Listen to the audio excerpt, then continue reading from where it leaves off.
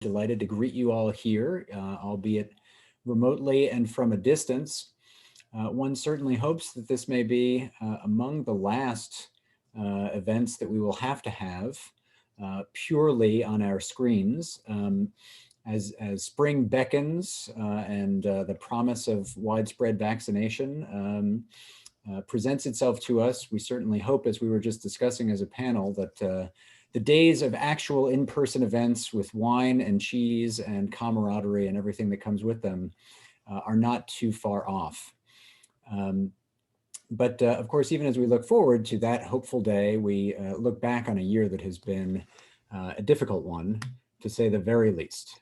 But we look back not only with regret and concern, but I think it's appropriate at moments like this, and particularly with groups like this one, to look back with some gratitude and appreciation for everything and everyone who enabled us to make it as far as we have, because that was hardly an easy or automatic thing. So I would like just briefly to spend a couple of minutes saying a series of thank yous. And the first thank you is to all of the people who have helped so many others make it to this day and deal with so many of the issues, legal and otherwise, that they've confronted over the course of this pandemic. So let me first take a moment to express my appreciation and my admiration for all of the Sparer alumni and other lawyers, as well as current Sparer fellows and other students who have worked full-time or on a pro bono basis or just on an ad hoc basis to help other people who've been impacted by the pandemic. Many of these people, lawyers and students alike, were of course themselves experiencing profound disruption and turmoil in their own lives, personally and professionally. But even so, they took time to prioritize and address the needs and concerns of other people. And of course, many such attorneys were in organizations just like the ones that our speakers on this panel will represent, local to New York, local to other places, or nationwide. Whether it's the ACLU, Legal Aid, Manhattan Legal Services, Community Legal Services in Philadelphia, Los Angeles Dependency Lawyers, or of course, last but far from least, Brooklyn Law School's own Pandemic Employment Relief Clinic. And I'd like to take a moment here to single out and recognize our own Professor Minnick-Hodgkin, whose single-minded entrepreneurialism and dedication brought that clinic into existence from nothingness. So that has been a real point of pride for the law school over the last year, but more importantly, it has been a point of help and support for so many people who've needed it unexpectedly and seriously. So many thanks to all of the people on our panel, and many thanks to all of you who are here who have been helping out and contributing to help others during this most difficult of times. Second, looking back even further than just this past year of pandemic, I want to briefly look back on the fact that this is now 34 years of our Edward V. Sparer Public Interest Law Fellowship Program, which was started in 1986. And that means I need to take a moment to recognize and thank Professor Elizabeth Schneider, who has overseen and shepherded the program for so much of its existence, a longtime leader who was there at the creation and guided it for decades, and is responsible for helping and supporting the vast majority of the 600 or so now alumni of the Sparer program over that time. So I'm so deeply appreciative of the Sparer program, everything it has meant to this law school and to our graduates and to our surrounding community. And I want to take a moment to express gratitude to Professor Schneider for helping it get to this point. Finally, let me very briefly take a moment to thank and then also introduce our own Professor Debbie Bechtel, who is the interim director of the Sparer program for this semester. Debbie is a member of the Sparer faculty committee, as well as being a clinician. So another person who has spent not only this past year, but many years before, helping our students prepare themselves to be lawyers who serve the community, but also actively out there helping people in our community. So she really exemplifies what the Sparer program is all about. I'm very pleased that she is its interim director. for the time being, and I am very pleased that she is here to introduce this program now. So without further ado, Debbie, take it away. Thanks, Dean Cahill, and welcome everybody. As the Dean said, I'm Debbie Bechtel. I'm the interim director only because the director, Cynthia Godso, is on sabbatical this semester, although she's here tonight. And I want to echo our thanks to SPARE and other alums for all that they've done for the community, but also for their support of our students. And so I just also have some thank yous. Then I'll turn it over to the co-moderators, but I can't say enough about the SPARE fellows who've served on this planning committee, Oren Silverman and Emily Ingraham, who are the co-moderators, also Wilson Bear, Ariane Cabrera, Caitlin Pavia, and Anjani Shah just did an amazing job.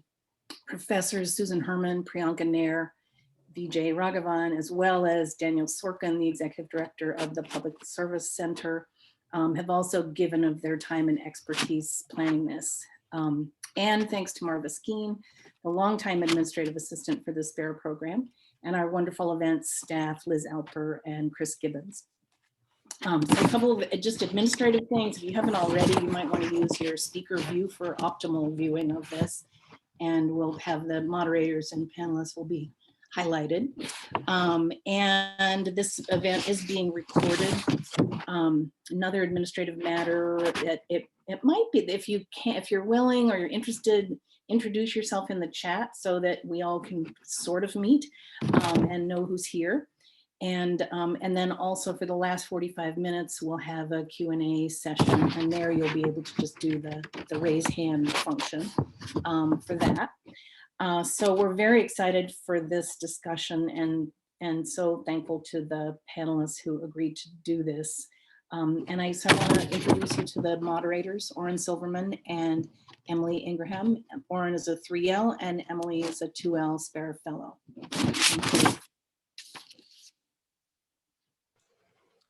Thank you.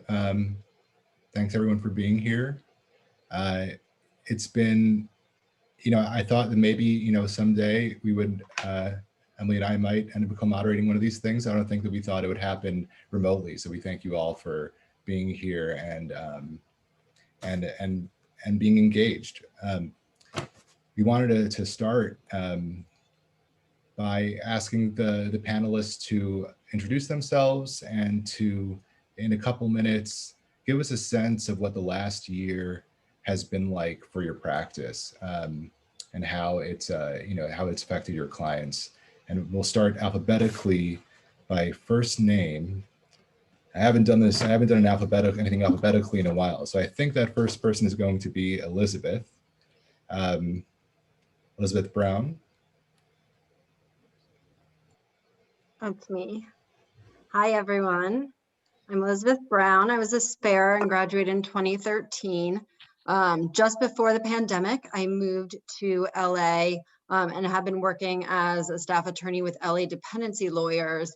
So what we do is represent parents who are accused of neglecting or abusing their children. And what that means is a lot of our clients are accused of being involved with intimate partner violence, suffer from substance use or abuse disorder, mental illness, and assorted other charges against them. Many of them are faced with having their children removed from their care and placed in foster care. Many of my clients also have concurrent criminal cases, as well as immigration cases, housing cases, public benefits issues. It's really an interdisciplinary practice. And my clients, it's a very heavily litigation focused area of law. I'm in court constantly for clients. And so switching to an online forum has been very interesting and challenging. There are many technological issues as clients often don't have access to technology and internet. And in a field where their credibility matters so much to the outcomes of their cases, the pandemic has been really interesting and challenging in trying to really represent them as best as possible and put their best cases forward to judges who are having to, really make these credibility cases over a virtual platform. In addition, I would cite, another challenge is really establishing that client lawyer relationship and building trust, and that just feeling that confidential nature between me and my clients has been very challenging, because I'm meeting many clients over the phone for the first time. And it takes a lot more to build up that relationship and trust that is so necessary to being able to really represent them. So I'm really excited to be here. Thanks for having me. Thank you, Lizzie. Patrick, would you like to go next? Sure. Thank you very much. Thanks to everyone for inviting me. It's a real honor. It's a little humbling. I graduated last year. I took the online bar in October, and yeah, congratulations, Oren, and to anybody else who took it in February. We only had to do 6 hours of it in October, and I could not imagine doing the online bar for 12 hours. So congratulations on that. I was one of the teaching assistants in the pandemic employment relief clinic this last summer, and the other ones were Jamie Levitt and Travis Elliott. And so that really is kind of my main experience of practicing in the pandemic environment. It was a great experience for the three of us as teaching assistants, as advanced law students, because our job was to supervise about 100 other students who, in groups of 2, were taking on cases of people whose claims were in some ways or another blocked or stymied or denied by the New York State Department of Labor, and in their effort to get unemployment insurance. Normally, the way that unemployment insurance hearings are conducted, and for everyone who is in law school right now, taking a case is a great way to get litigation experience, to get experience working directly with clients who really need it. And if you go through any number of, there's a group of students throughout the city called Unemployment Action Center. There's also the Workers Defense League, which is an organization that law students can intern with. And of course, there's Professor Kotkin's Employment Relief Clinic, which is a great way to learn litigation. And Jamie and I had both done that right before Professor Kotkin set up the Pandemic Employment Relief Clinic, or PERC, as we like to call it, last summer. And it was very interesting in a couple ways. I talked to Jamie, Travis, and Professor Kotkin to see if there's anything that I kind of, as the representative, could say. And all three of them, and I found this too, found that there were 1L students whose jobs had been canceled, who were able to find this kind of like last minute opportunity to do something with their summer. 2L students who had summer associateships at some of them fancy kind of lucrative positions that had been canceled outright as a result of the pandemic, who had a chance to again do something, and found that working directly with these clients kind of changed the way that they thought about the law, and changed the way they thought about their careers. We all have the experience of seeing that students who were had been focused on pursuing more transactional, not that there's anything wrong with it, but corporate practice in the past, had a new kind of interest in direct services and litigation and labor and employment as a result of that experience.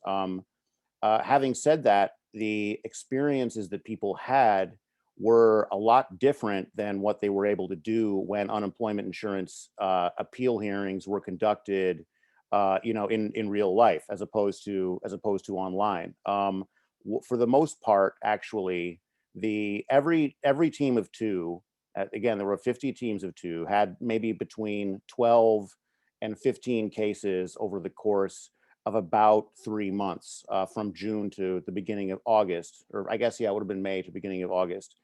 And what they ended up with was a lot of people who just sent in their claims, and opposed to the usual thing, which was that the employer would say, this is wrong, you know, they quit voluntarily, we fired this person for misconduct, they shouldn't be allowed to get paid.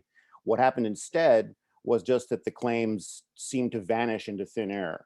And what it really revealed is that the New York State unemployment insurance system is not equipped to handle a strain of this magnitude. They're not equipped to handle very high levels of unemployment, which should set off alarm bells for a lot of people. And what a lot of the students ended up doing was simply talking to the clients and making them feel better, just as a result of giving them a human being to talk to who could show understanding and show empathy, and also make clear to them that they're not alone, that they know for a fact that a lot of other people are having the same problem. So, and the other teaching assistants and myself, we in turn had a similar experience talking to the students and addressing the stress that they experienced to an extent as a result of having that responsibility. That said, though, there were some cases that went to hearing. Travis told me about a case. I left in the middle of the summer to go and study for the bar exam, and he took over for me. He had some. Sorry, Patrick, can I interrupt you for just 1 second? Okay, I'm sorry. Am I going on too long? I'll save no. Well, I think that we're gonna get into some of the more the nitty gritty of everyone's sort of experience, and we'll just kind of pass the mic along. Of course. And also is the appreciate the recognition of Jamie and Travis too in working on PERC. And so Janet Ginsberg, I think also will have some employment perspective to share about the way the pandemic has affected your practice. Thank you. Hi, everyone. I'm Janet Ginsberg. I am a senior staff attorney at Community Legal Services in Philadelphia. I'm a 1993 graduate of Brooklyn Law School and was also a Sparrow Fellow. So I'm really thrilled to be talking to all of you. Let me just give you 2 minutes about what we do at CLS, just to sort of let you know how life changed overnight for us. CLS is Philadelphia's main civil legal aid program. We represent low-income Philadelphians in a broad range of civil matters, landlord-tenant, utility issues, dependency, like what Elizabeth described she does, public benefits. I'm in the employment unit, and we do traditional employment law, anything that's affecting someone's work, termination, discrimination, a lot of wage theft. For our clients, the bulk of work is barriers to employment, like criminal records and child abuse records, getting people off of the child abuse registry. And we do both individual representation. We're an unrestricted program, so we can also do systemic work like class actions, legislative advocacy, policy work, community ed. So that was life pre-pandemic, and suddenly coronavirus. And we had really overnight changes to our life and our practice. In my unit in particular, we had to, for one thing, the whole organization had to switch. We were completely a walk-in intake model, and we had to figure out very, very quickly how to do phone intake and how to, get the word out, how people can reach us, and how to do the intakes. But my unit also had to learn a whole new area of practice very, very quickly. Suddenly, all of our usual issues virtually disappeared. And we were dealing with, the biggest issue, like Patrick described, was unemployment compensation and pandemic unemployment assistance. CLS doesn't usually handle UC. We have a sister organization that does that. We handle it occasionally. But suddenly, that's all that we were doing. We had to learn it very quickly. It was, Patrick can tell you, a law that was set up very, very quickly and not very well thought out, and states didn't really know how to implement it as quickly as they could to put money in people's pockets. So we had to learn that very quickly. We had to learn issues regarding federal and local sick leave ordinances. Work safety issues suddenly became very big. People returning to work or being called back to work and not feeling safe in their place of employment. And we had to be able to advise them about what their rights were. And we also had to shift our policy and legislative focus very quickly. We started having to work pretty quickly on systemic issues regarding this PUA disaster, threatening litigation, doing legislative testimony about what a disaster the system was, advocacy with the Department of Labor, which is otherwise known as making real pills of ourselves. You know, I have you know, the cell phone numbers of the legal counsel to everybody in the Department of Labor who really doesn't want to hear from me anymore. As well as working on local ordinances regarding sick leave, enhanced sick leave, because Philadelphia has some sick leave ordinance, and an ordinance involving retaliation for raising COVID concerns in the workplace we worked on and got passed in City Council very quickly. And finally, we had to be very innovative about how to do our community education that we'd always done.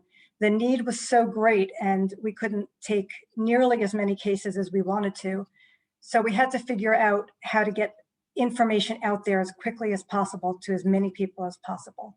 And that's been a real challenge.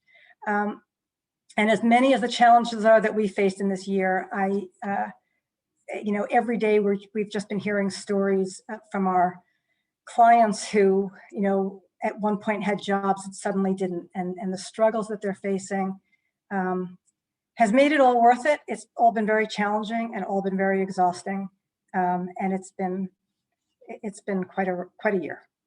So, thank you. Thank you, Janet. Next, we have Tina Luongo, attorney in charge at the Legal Aid Society's Criminal Defense Practice. Hi, everybody, and thanks so much for hosting this important conversation. A little over a year ago, we took a state court criminal practice that was all about in-person, large in-person calendars with a very paper-driven process of filing in court, hard copies, nothing electronic. At the start of bail reform and discovery, and hit the brakes. And when I think about sort of the challenge comes down to what I like to say is when you become a public defender, you commit to being proximate to your client. We meet our clients in arraignments. We meet our clients in communities. We stand by our client, like literally and figuratively, in a courtroom. We are the only person sometimes in the courtroom that is giving voice to somebody who says you should remain silent because it's in your best interest. But also they're silenced in the many systems that have actually dragged them into the criminal court system. So to go then from being a proximate practice to a remote one has sort of devastating effects and has had devastating effects mostly for our clients, particularly those who are in jails and prisons, detention centers, but also for staff who are trying really hard to squeeze out every ounce of due process when executive laws basically, and I'll talk about this later, slammed shut due process, speedy trial, right discovery, grand juries, hearings and trials. None of that has really gotten up and running for people who have a right to confront their accuser and fight the charges. So that is the sort of reflection of the year, and really something that I think has all gotten us to pause about some of the systemic problems that were plaguing the criminal court system before COVID, right? This just amplified the problems. And so I'm happy to sort of discuss those and looking forward to the conversation about the intersectionality on all of this. Thank you. Yeah, and it's kind of interesting too to just hear Patrick and Janet and you, Tina, talking about how, you know, if the pandemic was kind of like a load-bearing test, you know, for what the system can do, it sort of fell out from under. I would actually like to introduce now Minar, who I think will has a different perspective coming from the ACLU. Welcome, Minar. Thank you, and thank you all for having me. So a little about myself. I am a 2004 graduate. I did my Sparrow Fellowship in my first year of law school, 01 to 02, summer of 02, I guess. And I spent the first 8 years or so of my career working with domestic violence survivors through the criminal system and the family court system, and then found my way over to policy work, working at a national nonprofit here in DC on immigration policy, profiling and surveillance, hate crimes, a little bit of gender equity and civic engagement as well. And then made my way to the White House under the Obama administration, where I worked on immigration policy and hate crimes. And then shortly after the election, found my way to the ACLU, where I built my own portfolio working on issues that impact Muslim, Arab, Middle Eastern, and South Asian communities. So parts of immigration, national security, counterterrorism, hate crimes, and a little bit of free speech, as we all do at the ACLU. So with that as my portfolio, when the pandemic hit, things really shifted for us in terms of crisis, like everyone on the panel, and I'm sure all of you who are attending as well. And then also just kind of staffing issues and what people were able to handle and not able to handle. And one of the things I ended up taking on was immigration, health related issues for immigrants under the pandemic. So lots of folks don't know this, but one of the early COVID relief bills actually used federal Medicaid as the baseline for testing and treatment, which leaves out tens of millions of people, including tens of millions of immigrants. So DACA recipients, many green card holders, domestic violence survivors who might be victims of crimes, people with temporary protected status, undocumented people for sure. And so we spent a lot of time trying to get testing and treatment for individuals under emergency Medicaid through legislative reform. Have not yet gotten that, but also the administration can also make that change. And now that we have an administration that's a little bit more friendly on these issues, looking towards pursuing that there. Then shifting, kind of into the realm of vaccines, we started preparing around, whether or not there were going to be mandated vaccines, that kind of thing, in terms of just really thinking about, I'm sure everyone knows how the pandemic has disproportionately impacted Black and Brown people, but like in terms of health, in terms of our health system and who it leaves out in terms of the trauma that people already carry that impacts their physical health.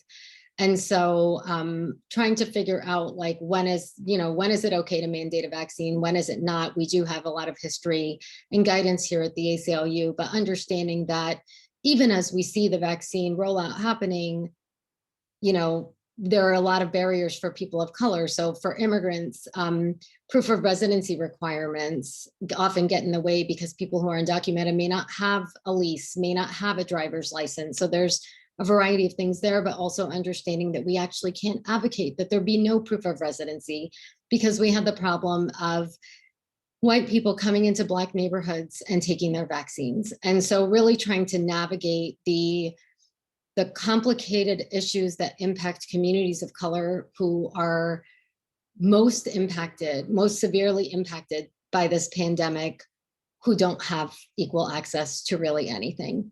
And then the last thing I'll say, kind of in the frame of the pandemic, I don't litigate for the ACLU, but I work very closely with our litigators who have been working since the beginning of the pandemic, along with many partner organizations, to get people out of jails and prisons, including the people that are detained in our through our immigration system, in detention centers that are often jails.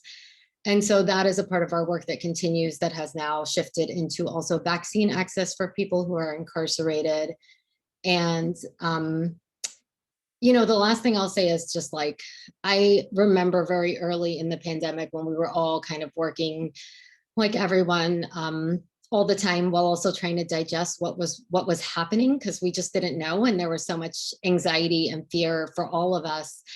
And I remember having a conversation late on a Sunday night, a team conversation with some of our litigators about what our positions were going to be beyond the litigation about releasing people who are incarcerated, and whether or not we're going to push for everyone to be released. Are we going to push for the most vulnerable to be released who are incarcerated in terms of high risk people, when we're still learning what high risk even means in this pandemic?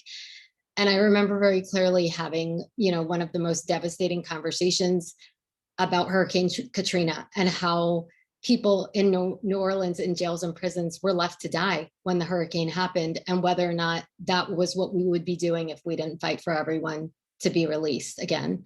And so, so that's kind of a lot of where our work has been for the last year. I'll leave it there. Thank you, Minar. Thank you, everyone. The next question would like to ask everyone, and I think we could start with Minar this time. What specific policy changes are you hoping for over the next year? Yeah, I mean, I think it's, you know, it's interesting because even as we start to feel like we're turning a corner on this vaccine, it doesn't feel like the scarcity model and the fear that people have around like giving access to everyone has shifted. So I think one of our big priorities continues to be to make sure that testing and treatment will exist for everyone, and that vaccines will exist for everyone. And so we're doing a lot of that push now with the Biden administration, as well as making sure that people who do get the vaccine won't have their data shared with, won't have identifying information shared with the government that could result in immigration consequences. That is something that was a problem in the Trump administration that the Biden administration has committed to not doing, but really making sure that that stays true and that information is shared so that people know that they can get the vaccine. I think we want to make sure that people who have been released from incarceration aren't pulled back into our prison systems. So we don't know how that's going to play out. That's something our litigators are focused on, making sure that people who are incarcerated have the vaccine. And then I think the other piece, kind of bigger picture, is, you know, with everything that happened last summer after George Floyd was murdered and all of the BLM protests, it feels to me like we have slipped very quickly back into this kind of stagnance. And if you look at, there's a lot of movement happening in Congress around immigration this week and around various immigration bills. And if you look at what they've done just in the last month in terms of their bills, they have put in place more criminal bars in their bills so that people who have somehow got caught up in our criminal legal system that these very members of Congress agree needs to be reformed because it is unjust and it targets Black and brown people, they're putting those systems, they're doubling down on those systems in ways that one would have hoped they would not do after all of the kind of like movement that happened last year. I don't know that I can say progress at this point, but we continue to see that like at every level, right? In terms of like the removal of Black immigrants under the Biden administration. The Biden administration has already done some not great things when it comes to people who were denied visas under the Muslim ban. And so there's just a variety of things that I think we have to really fight on long term to really kind of like operationalize some of the progress we made, because that slips away so quickly. And we do invite the other panelists too who want to jump in to feel free to jump in. Tina, I know that we've spoken before about, you know, the kind of policies that you're looking at for incarcerated folks and also those folks who are going through the criminal legal system. Right. I certainly think that the as before COVID, right? Again, I sort of think my theme here is that there were pushes to decarcerate and parole revocation for technical, right? All of the things that we've been certainly elevating right now, and actually would have been life-saving measures, right? Had we not had the bail reform rollbacks happening at the same time, we would have had we wouldn't have the increase at Rikers that we see right now, right? And so, you know, rooted in the actions that public defenders, particularly at Legal Aid Society, but all the defenders across New York City took, was we immediately filed hundreds of class action and individual writs to get people out, right? So the push here was for decarceration. And you know, we all took a moment and paused when we saw that those actions and sort of pushing for the city administration, DOC and docs to really think about, you know, releasing people who were serving short city sentences to work release programs and sort of implementing those things for the first time in New York City that had more people coming home, right? Going to the district attorneys and advocating and partnering that they dismiss cases that they knew they were never going to bring, and in fact were growing and growing in a backlog, right? So the push has to continue to be decarcerated, has to. But I think that what has to also be sort of built around that is what the other panelists are bringing to this conversation and what Manar has talked about, which is the fabric of the community has to be intact. And services and funding has to be in the communities that need it most so that people returning can actually return and stay home and be connected. And I think so that's what we're pushing for, is this holistic approach to re-entry for our clients who are coming home. And certainly, look, we have to continue to push the governor. It's really unconscionable that his vaccine policy allows for correction staff in both the, to be vaccinated within the facilities they work, where 6 feet away or 8 feet away or less, unfortunately, is somebody who's incarcerated who's denied that vaccine. And that's what we're working on right now. But coming out of this, whenever that is, right, and whatever that looks like, because I think fundamentally we have to realize that sort of life has changed in many ways. We do have to recognize that full due process has to be brought back into this system. And one of the things that sort of hit a pause for us is when the governor announced his budget plans. He thought it was an efficient and effective method to keep virtual arraignments happening in our state. Luckily, the electeds in the Assembly and the Senate do not agree with him, but that would have been unconscionable, because to keep things remote would be devastating and dehumanizing in ways that were dehumanizing before, but elevated because of COVID. Thank you, Tina. Would anyone else like to talk about policy hopes for the next year? Go ahead, Lizzie. Hi, if I can just jump in, you know, piggybacking off of what Manar and Tina have highlighted, I think a lot of the policy issues revolve around the short-term triage issues that we often find ourselves in this work, and the long-term policy goals. You know, I think abolition for my clients is a huge one.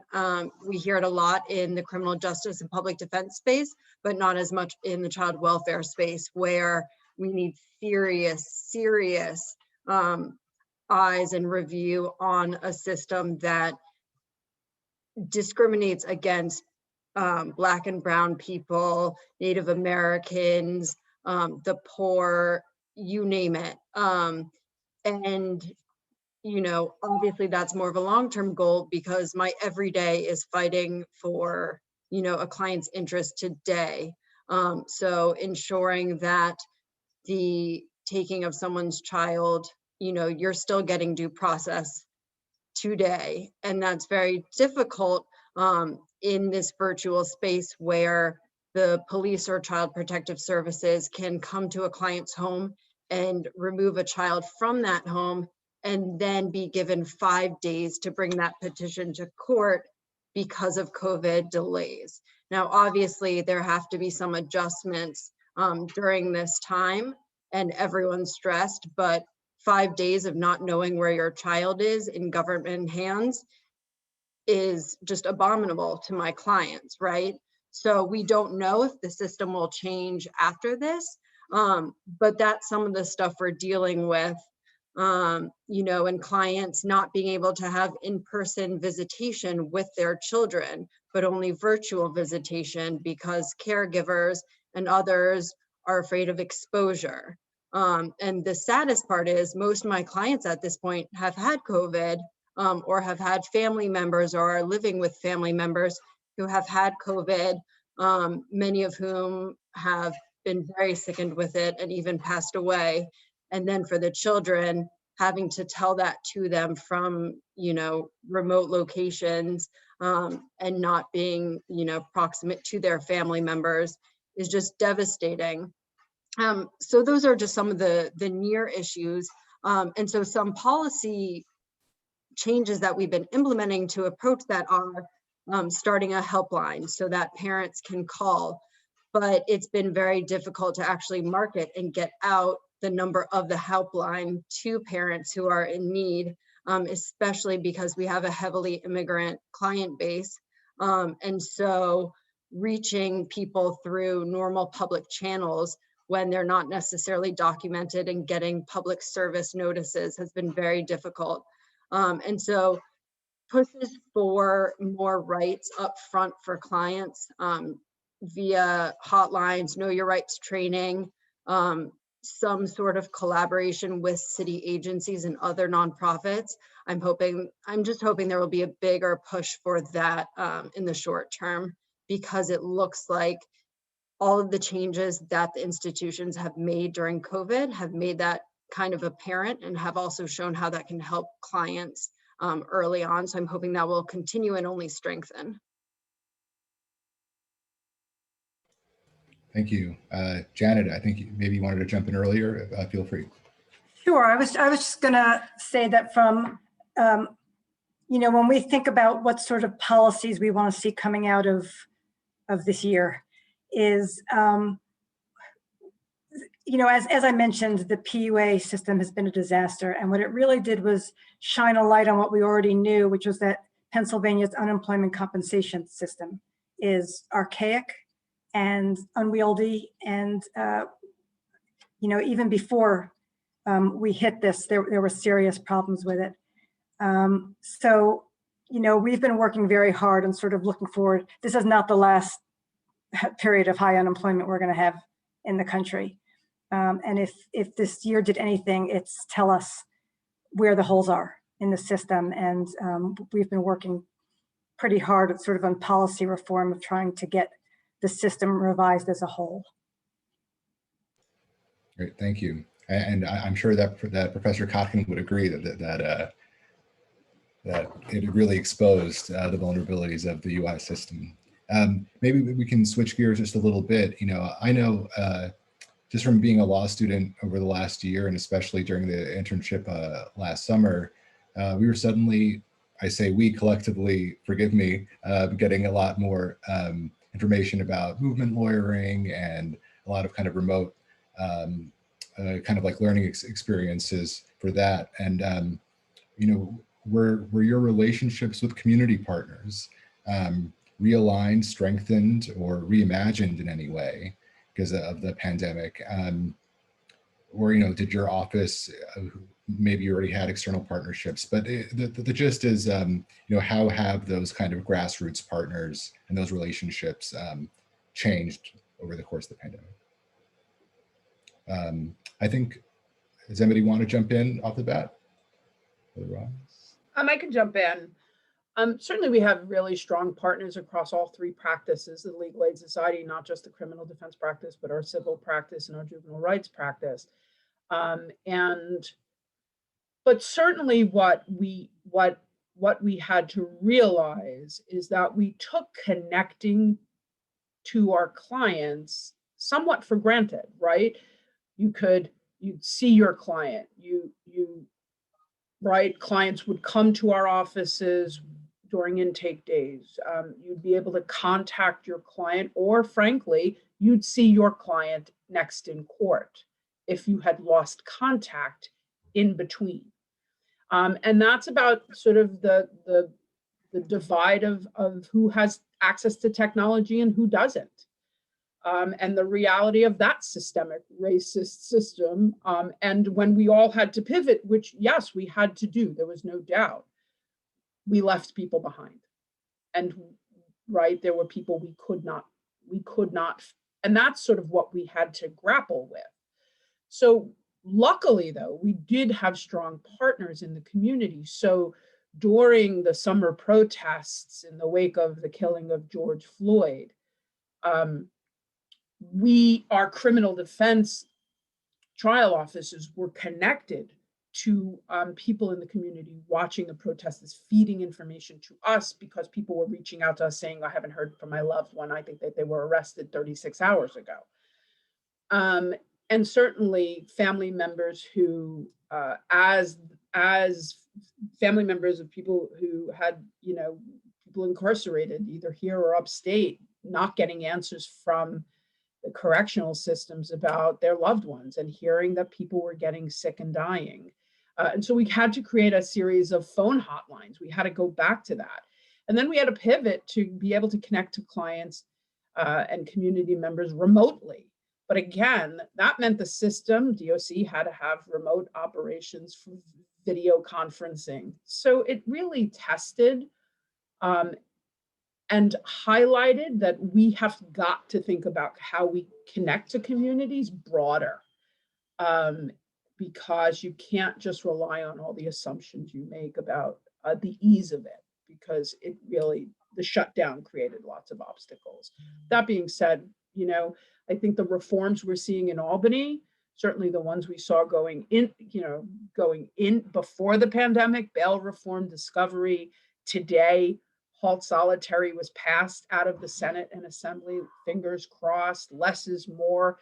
The issues that are coming up that are in Albany, those are being driven by impacted communities. And it's nice to continue to be able to play a supportive role for that.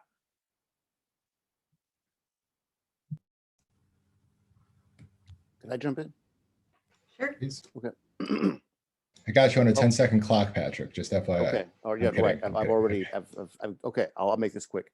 Well, one thing that we did, experience that we had in the clinic, and I have not unsubscribed from this listserv, so I still get emails every day from a very large number of advocates at legal services organizations all over New York who do this work for unemployment insurance claimants. And it's inspiring to me to see just how big the community is, because I always knew there were a lot of people who contributed to it and discussed the issues and helped each other through problems every day.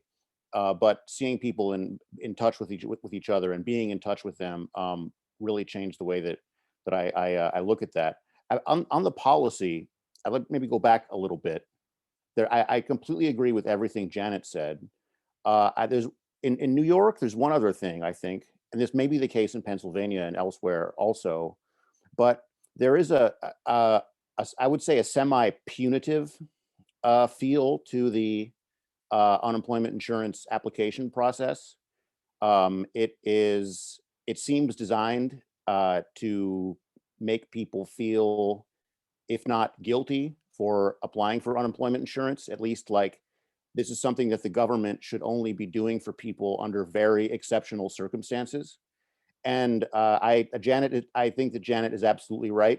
I would put money on it. This is not going to be the last unemployment crisis we have. It's probably more likely to be the first of its nature, as a result of well, I mean, issues that are not the responsibility of the people who are claiming unemployment. And so sometimes, I mean, when you go in and you actually defend someone's claim, you get the sense that the deck is stacked against them, and that the administrative law judge you have a burden to prove to them that this person is not just trying to get something for free. And so I think that's something that probably I would like to see change. I mean, it's a matter of rules. It's a matter of making the system more user friendly. It's also kind of cultural, so I can't really suggest any particular changes that would whatever result in a widespread cultural change. But it's there, and I think that this situation that we've experienced goes to show that treating people like they are necessarily at fault for being unemployed just doesn't make sense. Thank you, Patrick. And I actually wanted to toss it back to Manar, if you don't mind, because you spoke, I think, really poignantly about the way the pandemic has affected the work that you have with partners, especially on kind of like national policy programs. And Sure. I mean, I think there's a couple of different things here. I mean, one thing that's been really interesting, like the ACLU doesn't really do, like we're not experts in Medicaid or emergency Medicaid. We don't necessarily do healthcare. We do have a team that works on repro issues, but outside of that, it's not necessarily kind of our area. And so it's been really interesting because we had to really rely on our partner organizations that do that work. And know what we don't know, and like really kind of like double down with some new partners, especially ones on the ground, to figure out what the right solutions were, so that quite honestly, we didn't wreck things, because we're a big organization with a big brand and a big microphone, and we could really screw things up. And so it was important that we kind of build those relationships and try to get it right, and also understand where we can be helpful and where we need to pass the mic. And that's a lot of what we have done, or I've tried to do in a variety of spaces, including around the attacks on Asian Americans this week as well, because the ACLU doesn't lead in the hate crime space, but we do work in that space. And so some of this is about speaking out, elevating, and also passing the mic. I think more broadly in terms of like kind of relationships outside of new ones, and even the advocacy work itself, because a lot of the work I do is with Congress and the administration, as well as communities around the country through our affiliates. But in the DC world, it's been hard, because lots of politicians, most politicians don't have a lot of political courage. And part of how you are able to move them is by getting in front of them, including by putting constituents and impacted people in front of them to hear the harms of certain policies and try to get them to change it. And that has been, that's been challenging. You can do as many virtual visits or phone calls as you want, but it's not the same as sitting across from somebody that has been harmed, that needs you to fix something. And I think it's been, you know, especially thinking about even the lead up to the election and the ways in which Congress failed to pass like their next COVID relief package for months and months. And they went into their, some members went in and did in-person town halls, and, you know, basically just walked away, stopped doing the in-person stuff when they got like criticized or yelled at. And there's always been a difficulty, I think, in terms of getting members of Congress to listen to folks from their communities. I think under COVID, it's a lot worse and it's a lot harder. And so that, you know, the ability to kind of like avoid and walk away is very intense. And many of them don't seem concerned with the harm in their community. Thank you. Would also like to ask, have there been any changes, even though it seems like overwhelmingly they have been negative, have there been any positives to come out of changes made for the pandemic that you'd like to continue doing or to see continue going forward? I can speak to that. I mean, there are some ways in which pandemic has made CLS get dragged into the modern world. I think it will change. There are parts of our practice that will change, I think, going forward. One of which is our doing only walk-in intake was a philosophical decision.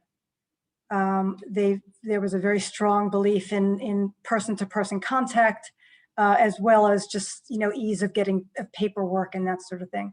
And I think that while it's been very tricky to figure out how to do the phone intake, once we nail it down, and we haven't yet in a year, but we will, I think it makes intake more accessible for our clients. It's not, we have a lot of clients for whom it's not easy to get to us physically. We do have a couple of different offices in Philadelphia, but I do think the phone intake will continue in some form or another, and I do think that's positive. And I also think that CLS was very behind in terms of remote work. It had never allowed attorneys to do remote work before. In fact, we're unionized lawyers, and in our latest contract negotiation, the 8 months before the pandemic, we fought really hard to get some remote time, and we're very proud of getting lawyers to be allowed to do 2 days a month remote work. And then suddenly the pandemic happens, and the 2 days of work, a month of remote work is a joke, because we've been doing it every day and it has worked. And I don't think it's good for us to do it all the time. We don't want empty offices, but I do think that the organization has learned that we can be productive, we can do solid work, we will still be there for our clients. And I think that in some ways, those are aspects that help not just the attorneys who work in CLS, but I think they help our clients as well in the long run. Thank you. Would anyone else like to speak on that?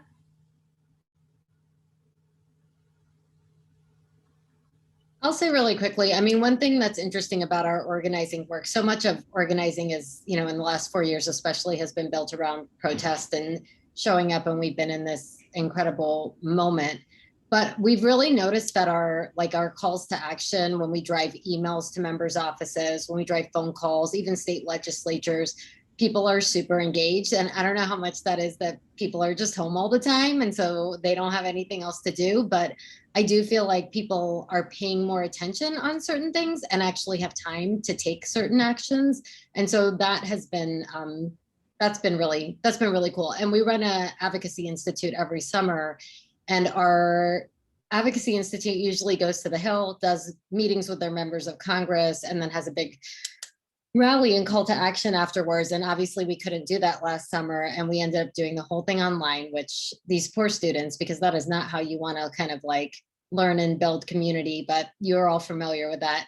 But we did our call to action was actually on the testing and treatment issue for immigrants. And we had Zoom rooms that were 100 each, because there's several hundred people in our program. I think we may have had 1,000 last summer. And the system crashed.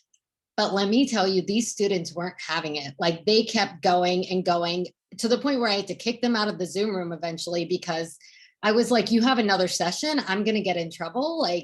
You could do this after hours. But they were super, super into making these phone calls to people and patching them through to their members' offices, and felt really empowered by it. And I think that's a cool thing for people to be able to do from the convenience of their home.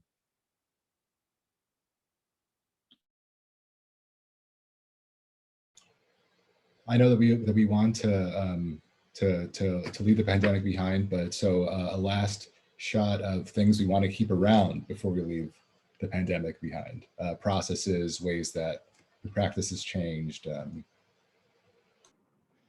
I will say that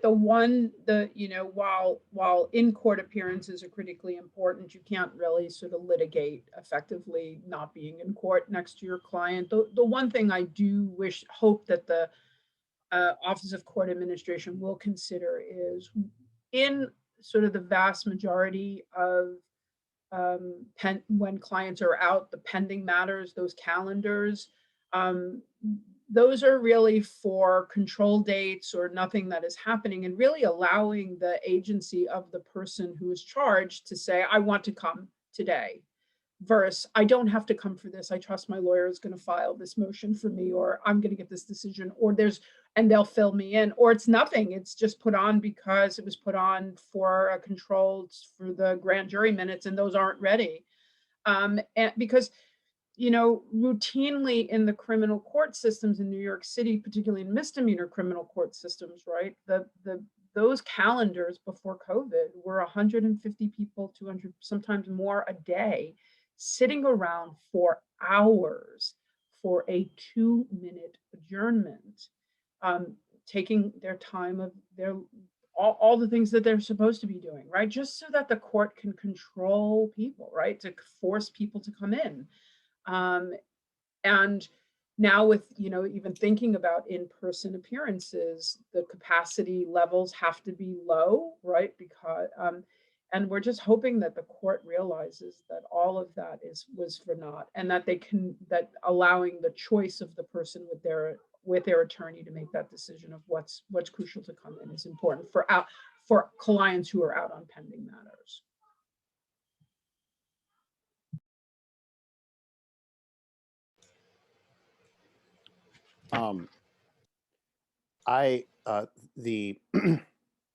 The one thing that did happen with unemployment insurance was that it was made available to more people. It was made available to independent contractors under the, Janet already mentioned the PUA, the Pandemic Unemployment Assistance. The amount of money was expanded. People got an extra $600 from the spring until the fall. It expired. Now they get an extra $300. I'm not really sure why they cut it. However, and the implementation of what was bad. However, the idea of expanding unemployment insurance to make it available to more people who are classified as independent contractors is an important idea, because there remains a lot of controversy about whether or not, for example, most famously, rideshare drivers are employees or independent contractors. Are they eligible for unemployment insurance or not? But at the very least, I mean, this was a way around that controversy to say, okay, whether or not they're an employee or an independent contractor, then they are entitled to aid. And so I think that's an improvement, that they should get more, and it should be permanent. And the increases should be more too, because the amount of money that people get is small. I mean, and if you really want people to be able to, whether your goal is just to help people or if you want to stimulate the economy, either way, you want to give people more money. And so I think those are positive changes. That is some toothpaste that I would love to see not get stuffed back into the proverbial tube. But I guess we'll have to see. Great, thanks.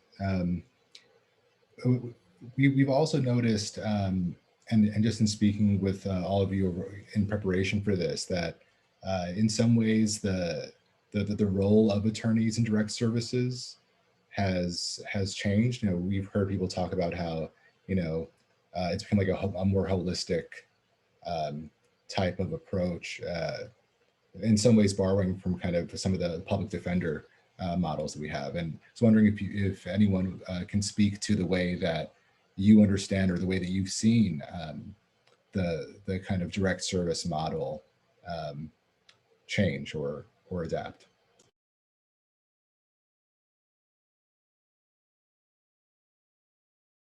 Well, since you called out public defenders, I guess I'll start. I think for many, many years, we have been practicing more and more holistically, recognizing that that often in the criminal legal system, what the client needs most, and is often much more of a primary concern than their criminal matter, is all of the other things that are destabilizing their lives, right? Housing, health care, over policing, right? Lack of access to services, and poverty, right? And so that's sort of been part of all of our work. But again, it really, these moments where we would file a writ, the judge would be willing to release a person, but now the issue is that the person cannot return home because of COVID, right? Someone is positive, they can't return home. They perhaps had been exposed while in custody. That was happening in April and May and June.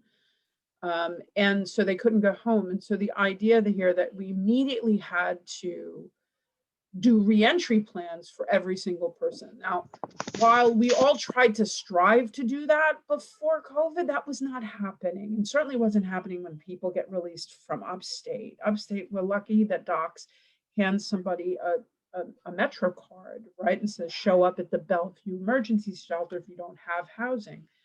And so we had to, so what we did, and many of us did with, by the way, organizations, you know, across the city, and our community partners, was have to do these reentry task force. So someone would get an alert, someone's getting released, and this is what they need. And 4 other organizations and 3 other colleagues would jump on to do it. And I think now it's about really thinking about how to sustain that. How do we fund that? How do we sustain that? And by the way, how do we do that actually in the community, right? And not away from the community, and have the community drive what's needed most. You know, and that's a big thing that's behind the call for defunding, the call for sort of abolishing these sort of big investments into the sort of law enforcement oppressive side of things, and saying, like, there's so much more that can be done with those funds if you just put it in the right hands of the people who need to drive the change locally. So I think I'm hoping that this moment has elevated a holistic nature of the approach, but one that actually doesn't stem from our offices, but stems from client communities saying that they want to take this on, and that we are part of that, right? Lawyers and our teams would be part of that, but that it not flow just from our offices.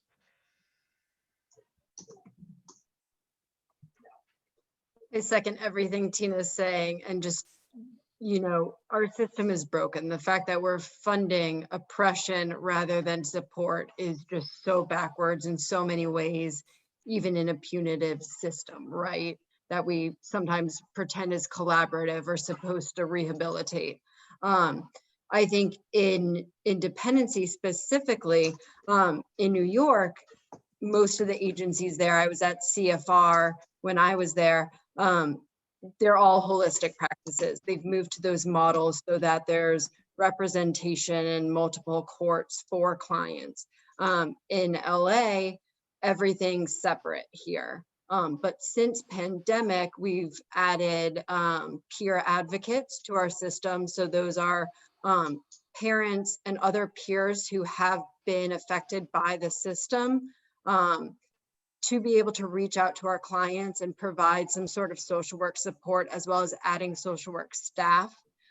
We've also been able to link up to more nonprofits doing immigration or housing work, and really being able to advocate for our clients. I'll say one change that I have noticed is that our clients, and I don't know if it's a geographic difference or because of COVID, but from speaking to clients, it does seem like COVID has made a lot of our clients know that they need to be more communicative and try to get access to phones. And there have been many more nonprofits being able to provide tablets, phones, other sort of technology so that parents can connect.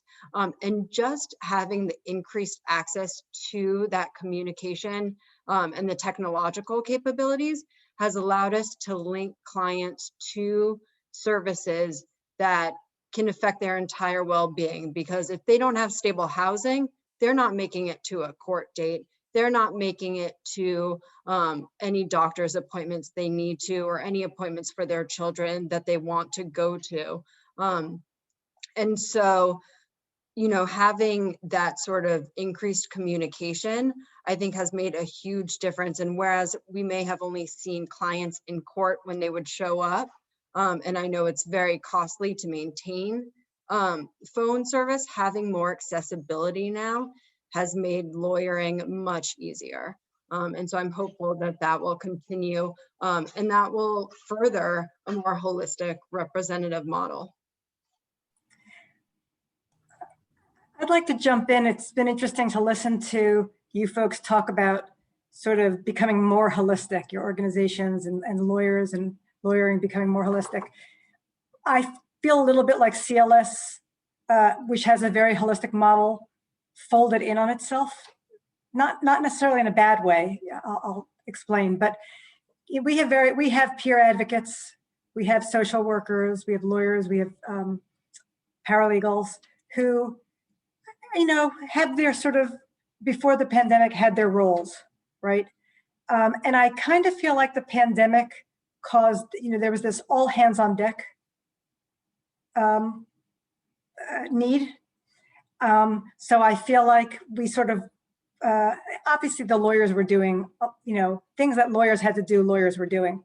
But we also all were we had to be everything. We had to be social workers and we had to be peer advocates. Our peer advocates ended up doing, helping out with some of the, pandemic unemployment work and some of the UC work. So I kind of feel like we did the opposite of branching out into different kinds of holistic practice, and everybody just, I wouldn't say we were all doing the exact same work, but there really was just sort of a sense of everybody just digging in and becoming a little bit less holistic in a way, a little bit less specified, if that makes sense. It does, yeah, thank you. Would anyone like to add anything else before we move into question and answer?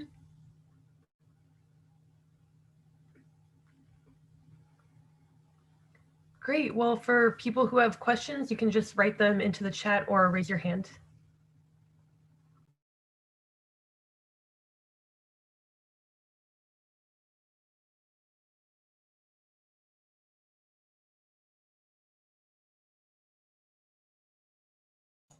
Professor Kotkin?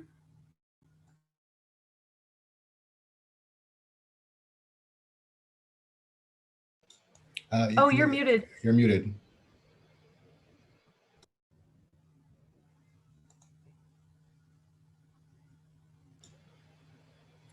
There we I go. can't hear you. You'd think I would learn this by now. In any case, it was very, very thrilling for me to hear Patrick talk about PERC and Dean Cahill's shout out. I just want to point out, excuse me, that the problem that the pandemic has created, particularly with regard to employment, excuse me, for Black and brown people in New York has been really overwhelming. If I can get my voice back. Not only has that community been lost employment at a huge rate and has been susceptible to the virus in a terrible way, but they've been unable to access unemployment insurance in the same way that the general community has. And I just wanted to make that point and stop talking before I lose my voice entirely. Okay, thanks. Thank you, Professor Kotkin. Well, I would add to what Professor Kotkin said. We definitely saw that in Philadelphia, in Pennsylvania. And what we also saw was what it did to the immigrant communities.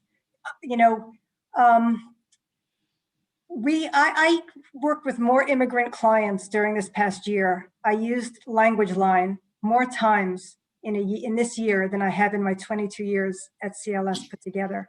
And it really sort of drove home to us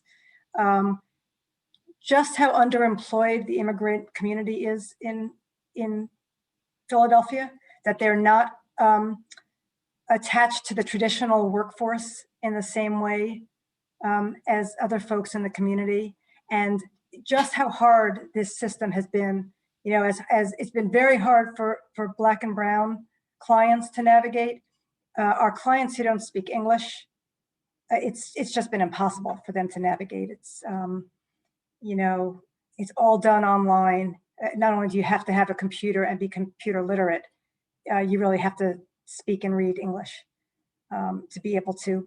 And I got to tell you, I speak and read English pretty well, and I can't understand half the questions that were asked on the applications.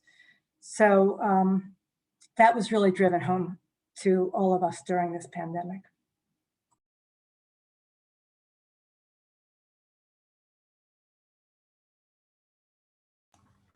Madeline? Yeah, so I think it was Manar who was talking about moving away from the scarcity model. And I guess the question is, what are sort of, where's the low hanging fruit there? Or, you know, what are the first action steps for this administration to sort of break out of that framework?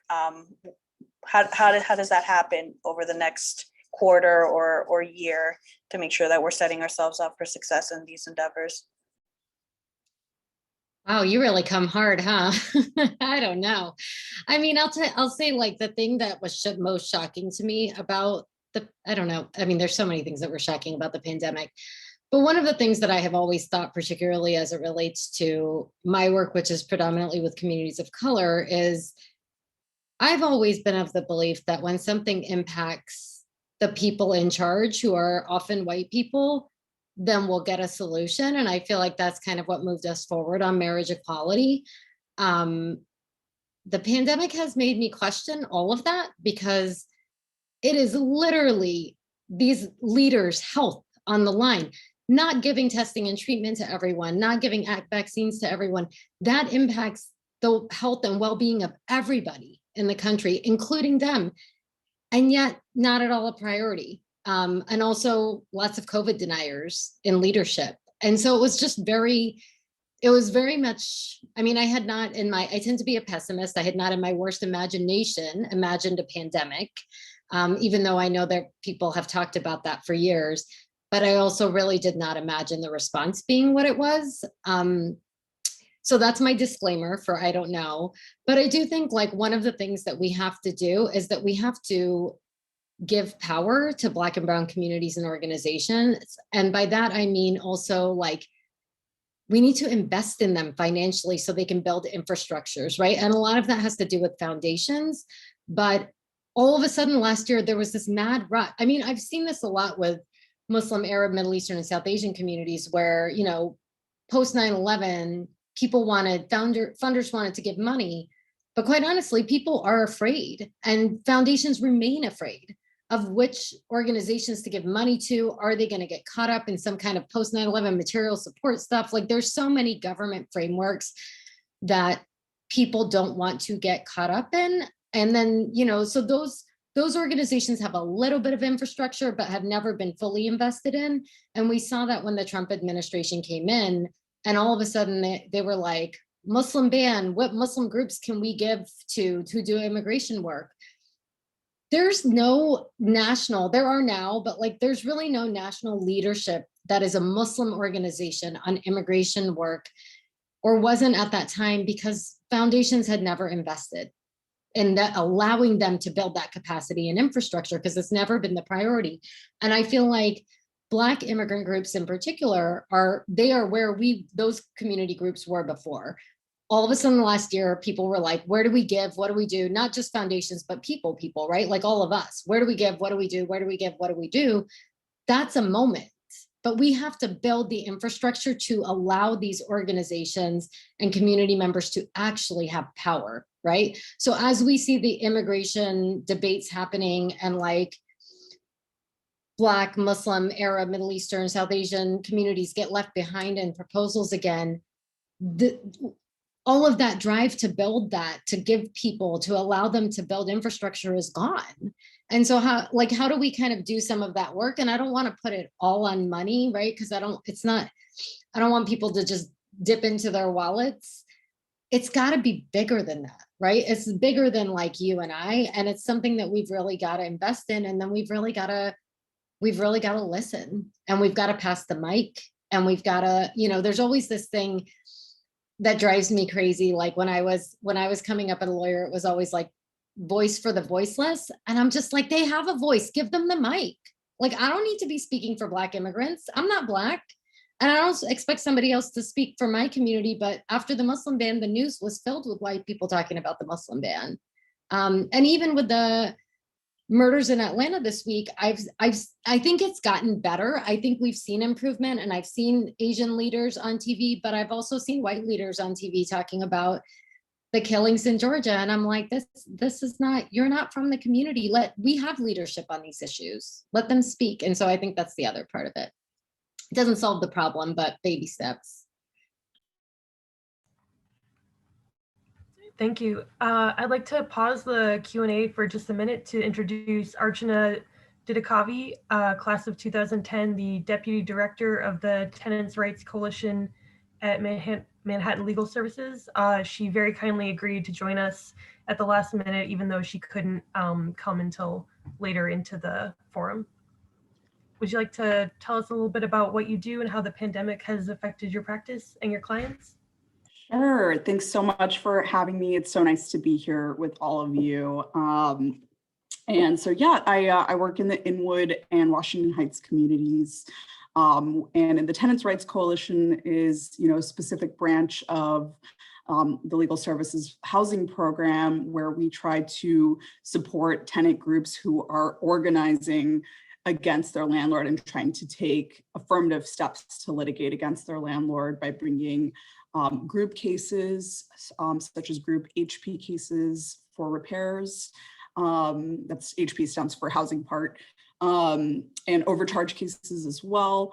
We have a specific target, a landlord named Louis Barbanel, whose management company is called Barbary Rose, who came into the Inwood and Washington Heights communities and saw an opportunity to make a lot of money.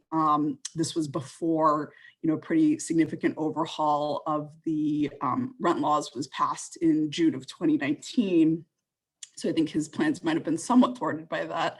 But we're also, actively working with several buildings across Manhattan, mostly northern Manhattan, who are on rent strike right now as a result of the pandemic. So, of course, as we all know, the economic devastation of the pandemic really can't be, I don't know how you put that in words. And so, of course, there are tenants who can't pay rent, and there are tenants who are withholding in solidarity with their neighbors, and basically trying to put pressure right on the government, on the legislature, to come up with a meaningful solution. And there's been piecemeal things that have happened, sort of quasi moratoriums and things like that. The next thing is set to expire May 1st, which is just around the corner. So it's it's a really scary time, right, for tenants across New York City. And of course, New York is a renting city. Court data shows that the areas that have been hardest hit by the virus, right, Black and Latino communities, those are the ones that have the most eviction cases, ready to be filed, or that are in the process of being filed. So, the other branch of my office that does right to counsel defensive work, show up in housing court and take any non-payment or holdover case and defend it regardless of whether you have good defenses or not. We're all, they're all just waiting to see what's going to happen here, and what kind of relief is going to come. And of course, we saw that Congress did pass that huge relief bill, but I think we're still kind of waiting on details and waiting to understand what that means and who's going to get helped and when and how much.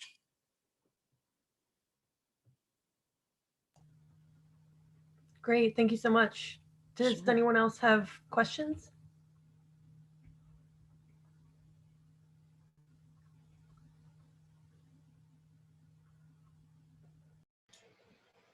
While we're waiting for questions to pop up, Archana, we were talking earlier about something we talked about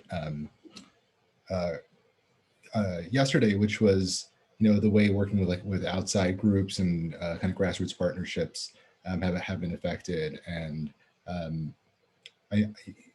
because of your kind of organizing work in connection with with your practice, I was wondering if you could kind of speak to that a little bit while we get some more questions on deck.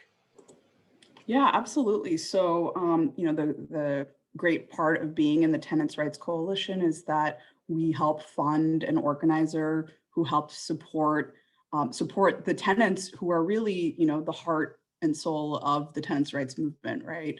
It's not our agenda. It shouldn't be our agenda as attorneys.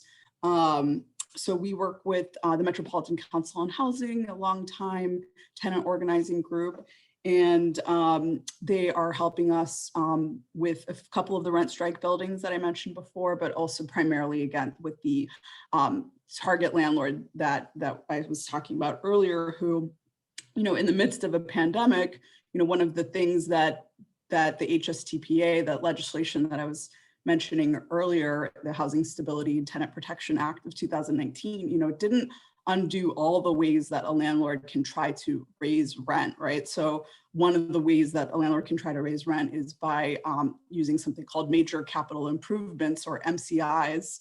And so, this is saying, okay, we're going to overhaul a system, we're going to overhaul, the boiler system, or something like, roof work, things like that, things that, probably do need to happen a lot of the time.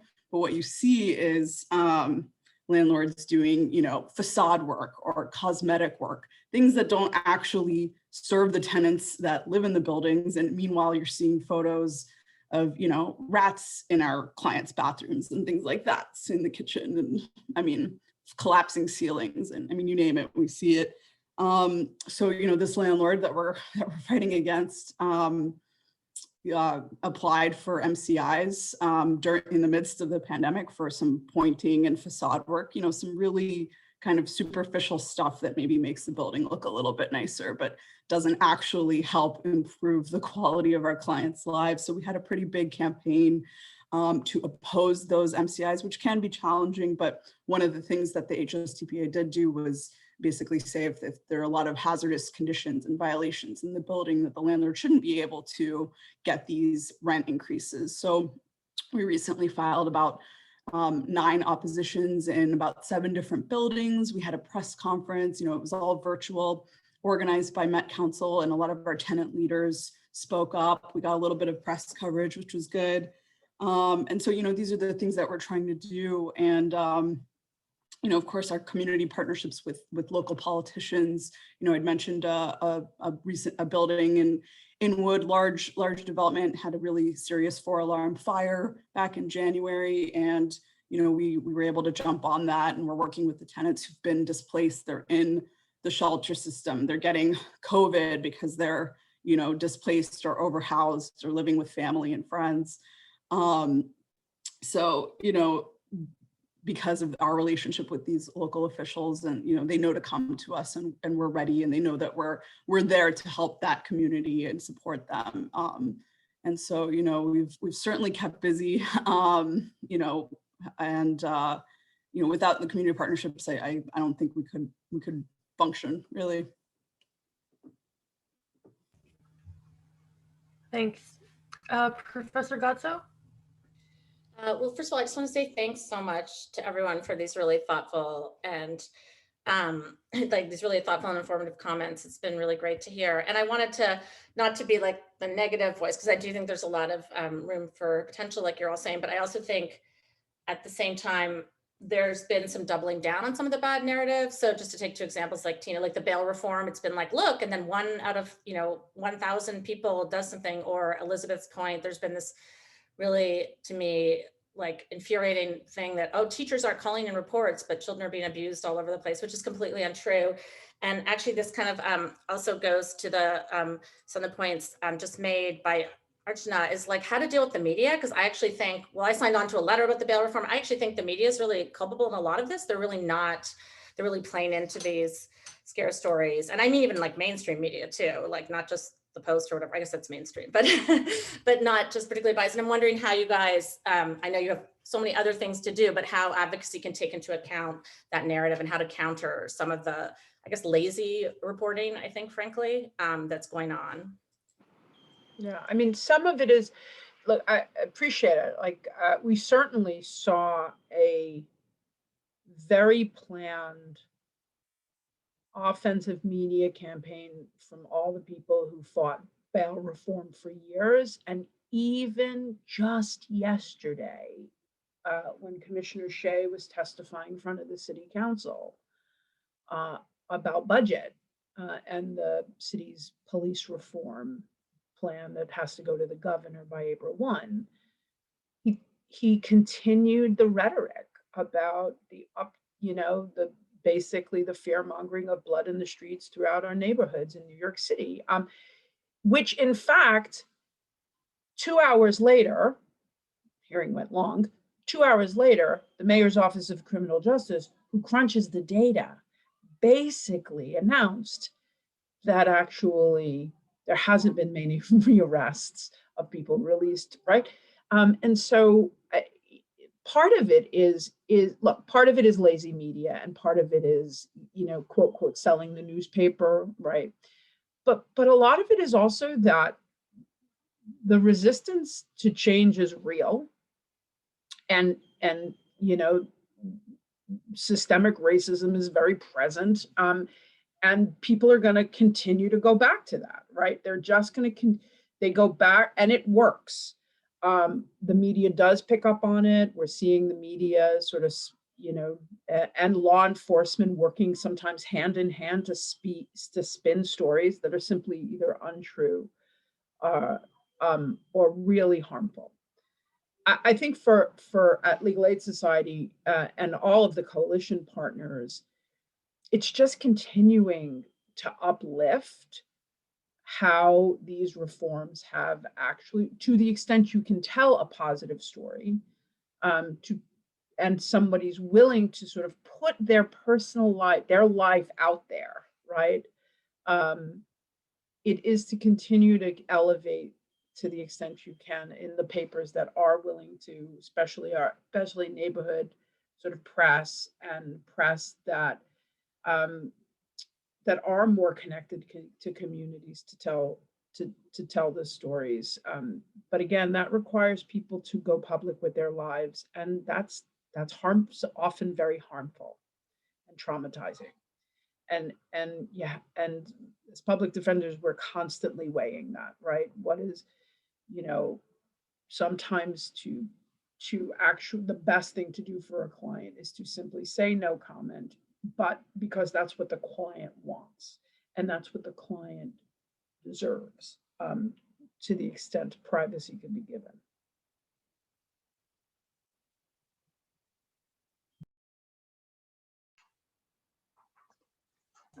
If I can add on a comment, I agree with all of that, and would add that I think there's been a lot of great work around writing op-eds by individual agencies and interagency within. I've noticed a lot of the New York City public defense agencies have come together for that, and throughout the states. The problem is, they're so few and far between, and in the major media networks. Otherwise, there have been great articles written in the more specialized papers, but the problem is, the people who are consuming that are already specialists and people working in those fields. What I have noticed, and I think may be an important way to highlight and advocate for clients, is using social media. A lot of individual cases can get more attention through a Twitter and call for, highlighting one specific instance of injustice. If somehow it goes virtual, that can, get people to actually start looking at the issues. But of course, knowing whatever algorithm is going to highlight it and let it go virtual is always difficult. And as Tina was saying, it's really hard to get those stories out for clients, especially while they have active cases.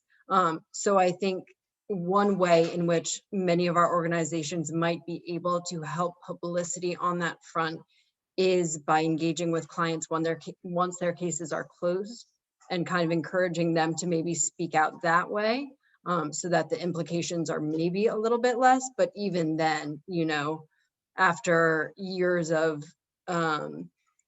the persecution, it's hard for them to want to go public and keep re-traumatizing themselves in the system, I think. But I would highlight that as tools there for publicity, and also using, because mainstream media have been putting out many articles that are including more data that's more accessible than ever before. I think agencies being able to use that data, and I think most are collecting a lot more data, by being able to compare that data and bring that out, I think that's another way in which people can highlight injustice by writing articles, you know, going against those statistics. You know, you talk about, you say what numbers of people are being incarcerated pre-bail reform, post-bail reform, and start to just highlight the real world consequences. So I think using the media, what they're giving you, and feeding it back in a more critical eye might be another strategy or approach.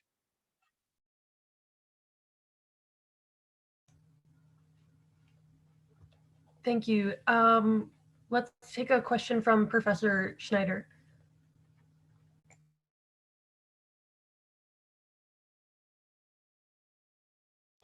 Oh, you're muted, Professor. Mute. Yeah.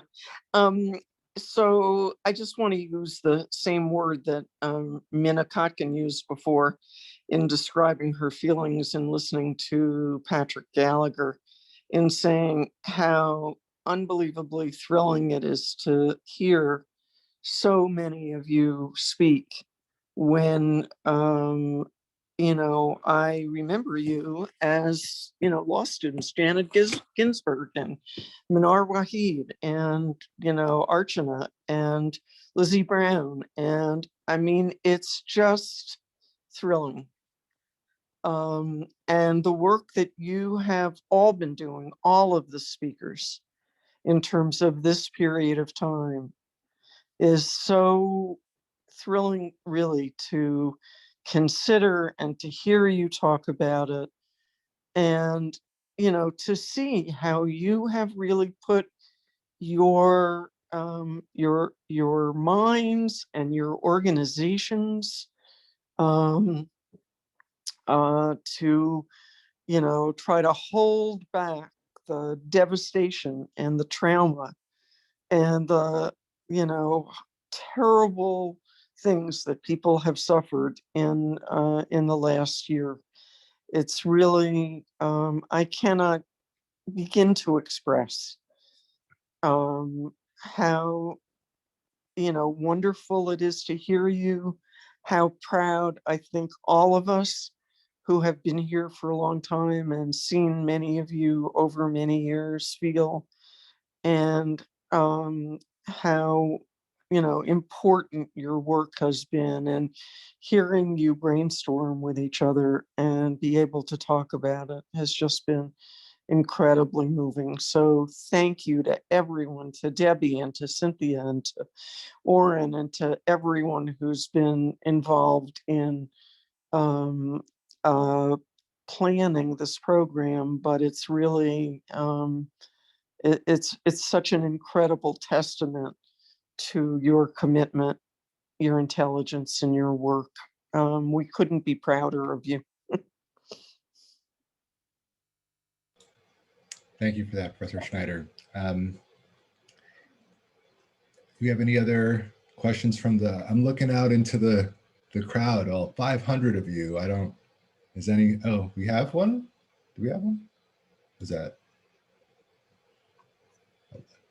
Okay, well, I can't see whether this hand that's raised is, oh, hi, Anjani. I wasn't, okay, so Anjani, please save me. Thank you. Thank you so much for coming and speaking to us. This has been such a great panel, and my question is more focused on immigration. So perhaps Manar, if you are able to speak to this, but during COVID-19, we have had perhaps what can be called a renewed national sort of awakening to the fact that immigrants are absolutely essential, from our healthcare workers to those who are putting food on our tables. And I keep asking myself, when will there finally be enough political will to uproot and reform our immigration system?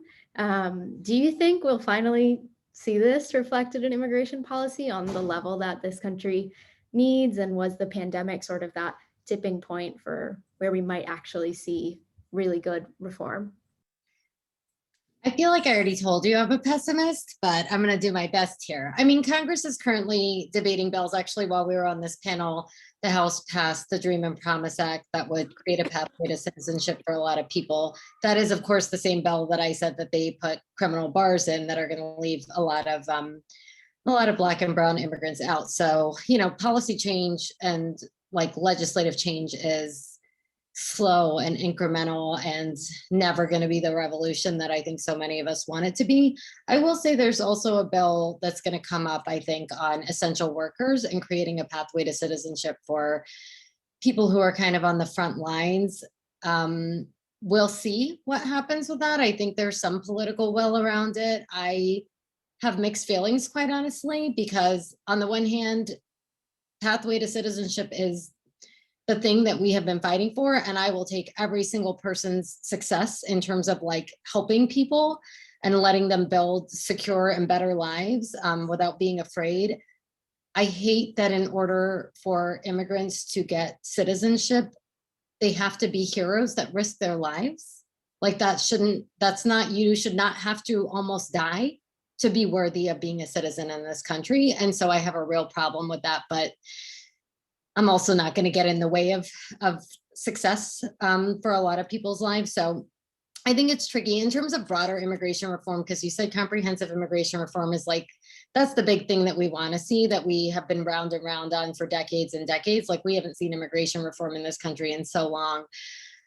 The short version is, I don't think so, but also like every bill that gets introduced is like a little stepping stone. And I'm not even talking about the ones that make it into law, right? Like every time you introduce a bill, when somebody goes to write a new bill, they just lift from that language. So every time we can get good language into something, we have a better chance of actually moving that forward later.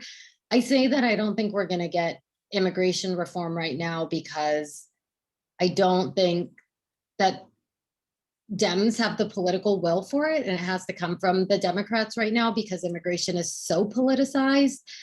Sometimes the ACLU gets accused of being partisan because people think that we are progressive and on the side of Dems. And my joke to everyone is like, the Dems hate me more than the Republicans do most days. And it's because we expect more, we want more, and communities deserve more, right? And so I don't know what we're going to see in the next 4 years. Obviously, the votes are very tight for them to be able to move something forward. I will say there were a fair number, not a high number, but like a handful of Republicans that voted in favor of Dream and Promise today. So maybe we'll be able to move something more. Maybe we'll be able to move Dream and Promise through the Senate. It will come with costs. And that's always the tricky part, is weighing who gets hurt against who succeeds, because you're literally trading lives and it is not fun for anyone.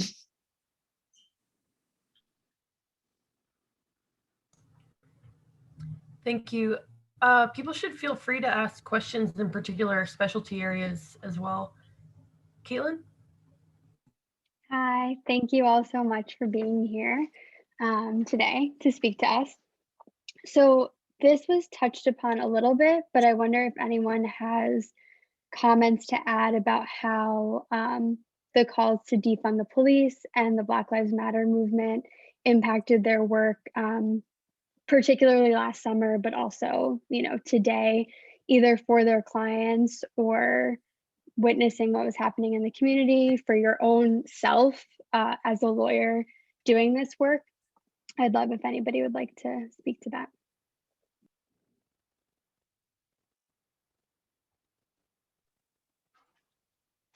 I'll go ahead and jump in. For most of my clients, the child protective services, welfare industry system, however you want to call it, they've been policing Black and brown bodies since its inception. And so for most of my clients, the Black Lives Matter movement wasn't anything new to them, but if anything was maybe providing them a voice.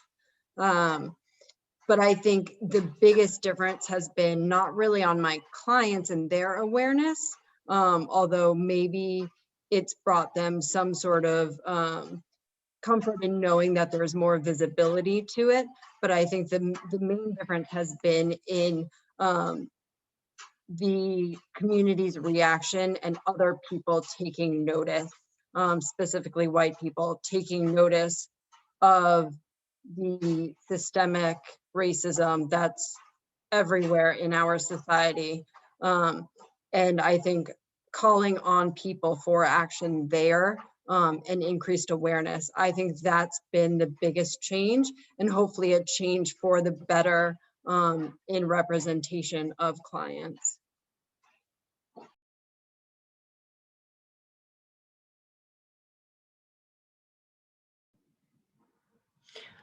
I just want to add, I was watching the news a couple of nights ago, and you know, there's a real moment here because so many corporations came out sort of during the summer, and organizations, right? Everybody was sort of falling over themselves to sort of issue their public statements about Black Lives Matter and the sports of Black and brown people, and right.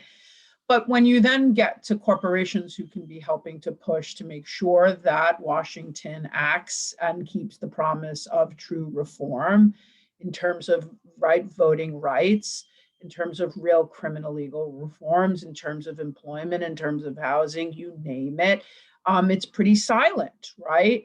And I think, you know, for certainly the clients we represent, they can see right through that. Right, that there was going to be this moment, that all of a sudden there was this hope that there would be this national awareness, that we would finally, as those of us who are white and privileged, we'd sort of own up, there'd be truth and reconciliation. But there's a lot of work that has to get done around that, and that we're not nearly there. I do think that one of the things that I did see and have seen over the last couple of years is actually the mutual aid that's happening. That's incredibly powerful. So when, for instance, as to arrests that were happening, where there were arrests and in jurisdictions, less so in New York City, where bail was being set on people who were actually protesting, you know, bail funds, it was community generated GoFundMe bail funds that happened, right? It wasn't the systems, it wasn't any of our organizations, right? Again, it was in the hands of the people most impacted, raising money to bail people out.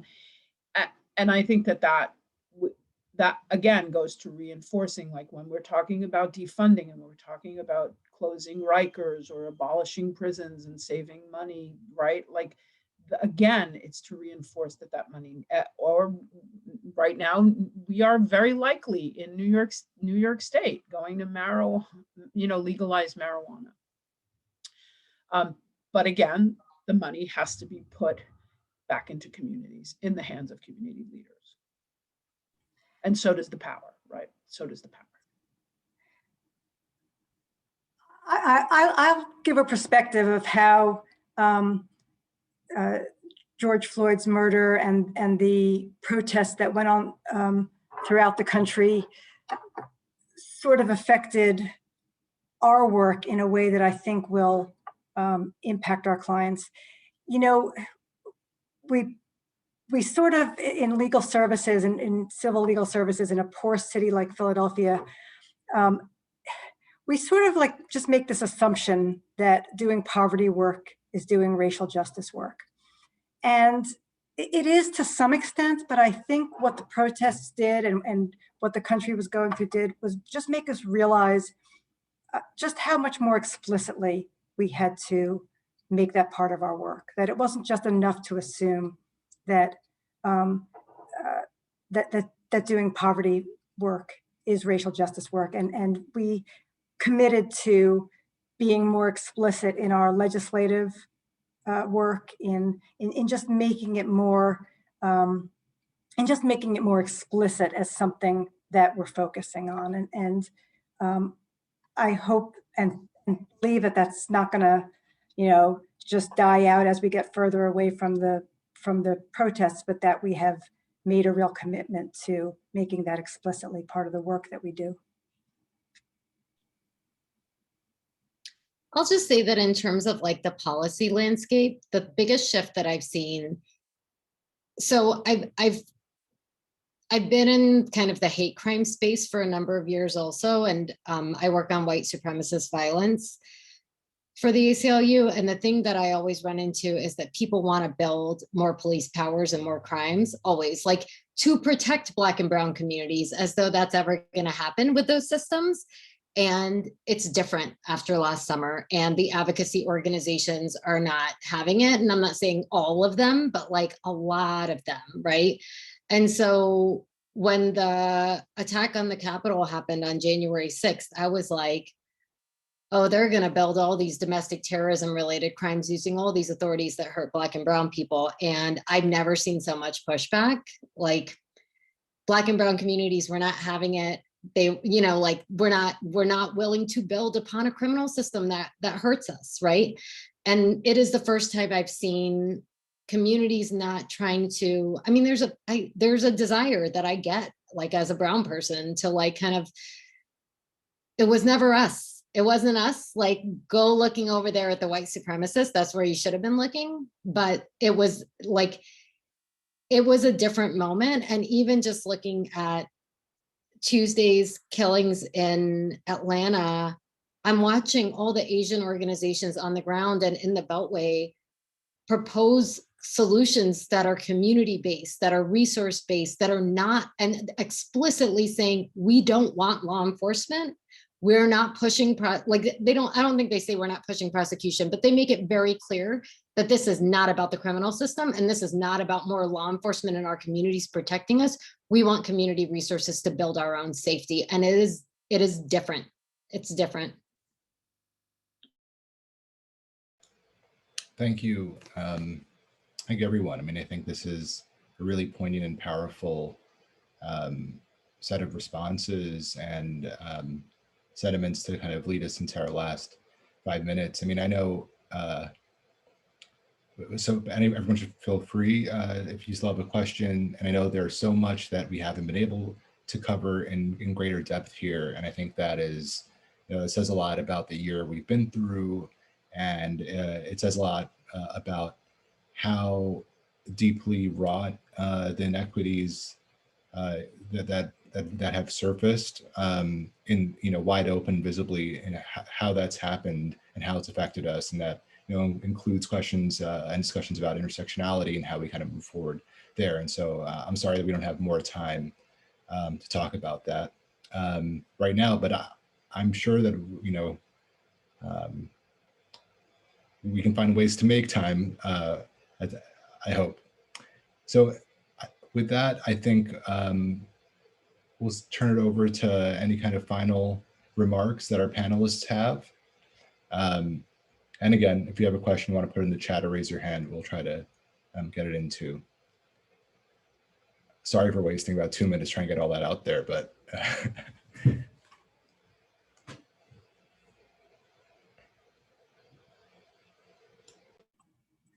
I just want to say thank you for inviting me to come speak. It was fun to be back at Brooklyn Law School, even if it's virtually, and so great to be on the panel with all these other great lawyers. Really great to listen to hear about the work you're doing. So thank you. I do also want to thank everybody, and thank you to our moderators, Maureen and Emily.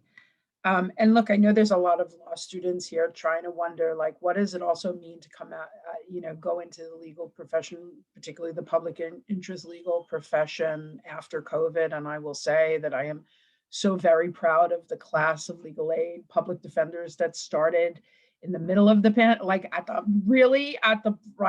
during have never walked into a court. And our last year's class that was just basically starting to be in court before the pivot. I think we have enormous challenges when it comes to really thinking about how we train and how we professionally develop people that are, as we're dealing with sort of the emergencies of COVID, but keep up the incredible work. And I did forget to say that I am a 2002 grad, evening division, and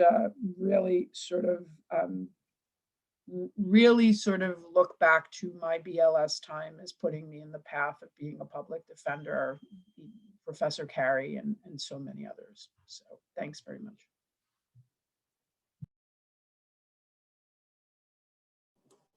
I'll jump in and just say, thanks so much for having me. It's so nice to be with all of you, and I'm always open for anyone who wants to reach out if you're interested in talking about housing, interested in talking about doing this work. I'm absolutely willing and ready to talk to you. I think it's really helpful to kind of course, do it if you can through internships and clinics and things like that. But also, if you didn't get that chance and you want to talk to someone who has been doing it, please do feel free to reach out. I'm really happy to talk to you.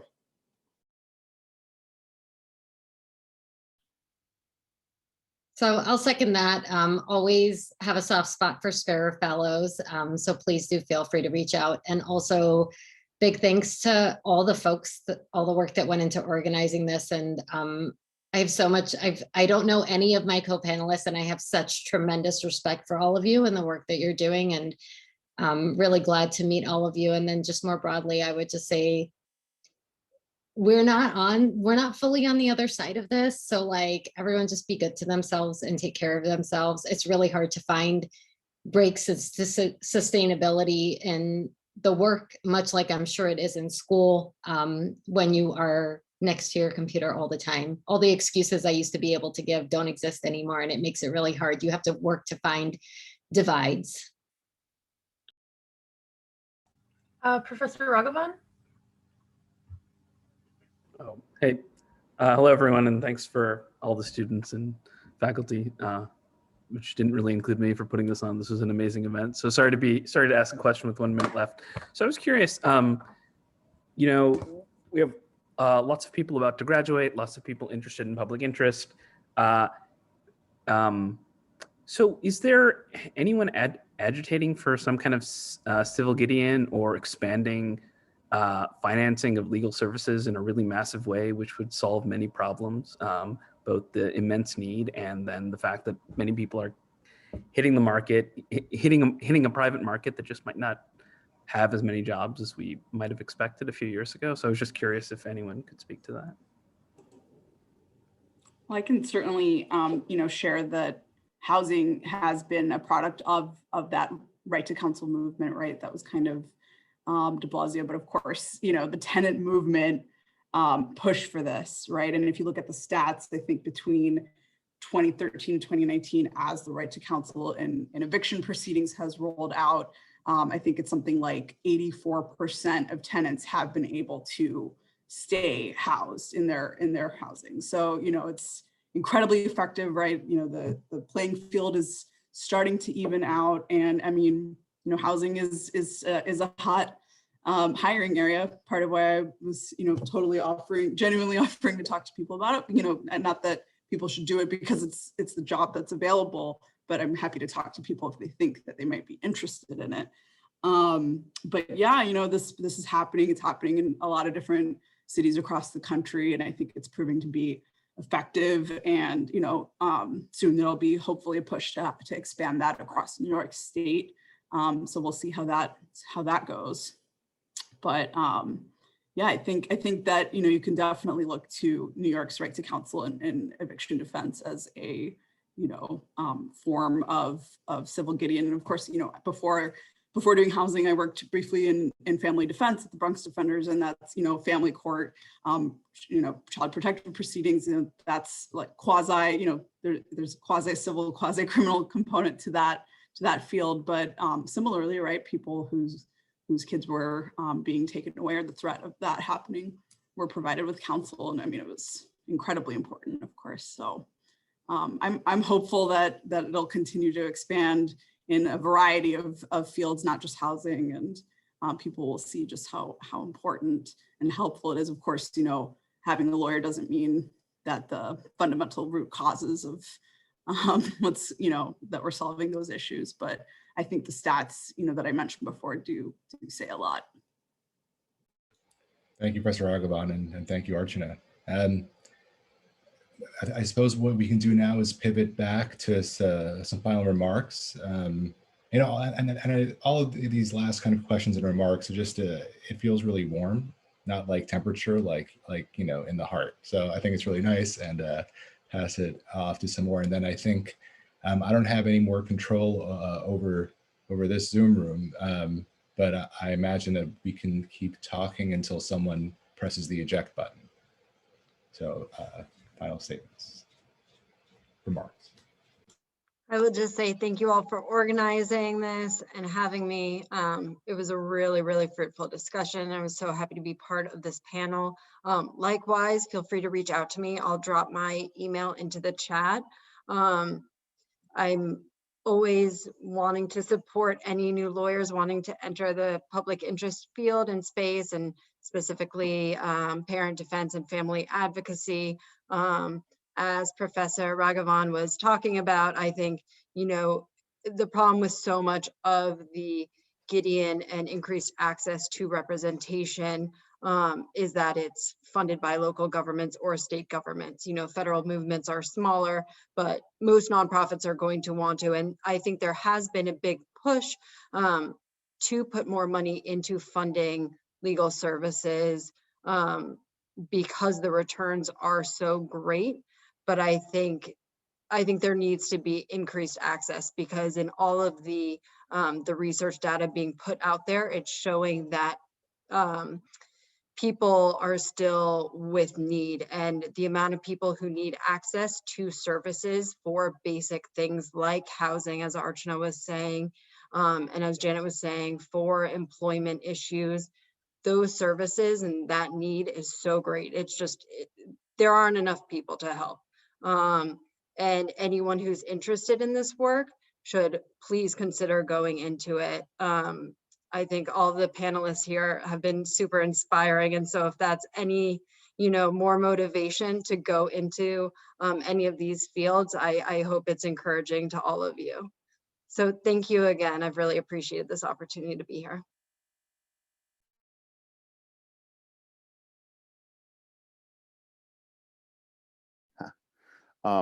Well, yeah, I thank you to everyone who put this together, and it was great to see a lot of you again. I've missed you, and it was an honor to be on this panel with these panelists. I guess I just wanted, if I have one thing I could say to the law students in the audience, that consider taking an unemployment insurance case. It's a great experience for law students to get litigation experience, meet some interesting people, learn more about the world.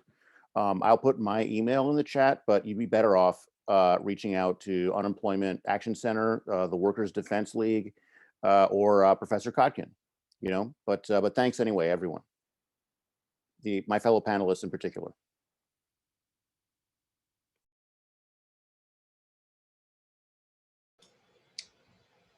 Is that I think that's everyone. So I think we have about a few minutes, and then I think that the curtains will come down, which will be sad for all of us. Thank you, Patrick, for letting me make that remark that I had you on a 10-second timer before. Patrick and I do know each other. No, it was funny. It was funny. Okay. Yeah. But we can, you know, if anybody wants to chime in or say anything, you know, this is like that classic Green Day song or whatever that song was, you know. Now, this getting recorded, and everyone will know it or know what I'm talking about.